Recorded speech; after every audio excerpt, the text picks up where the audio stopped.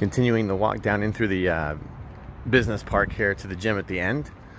Alina is competing in speed semifinals today and hopefully speed finals later on this morning.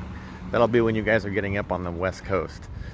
This afternoon, closer to lunchtime, she'll be climbing sport.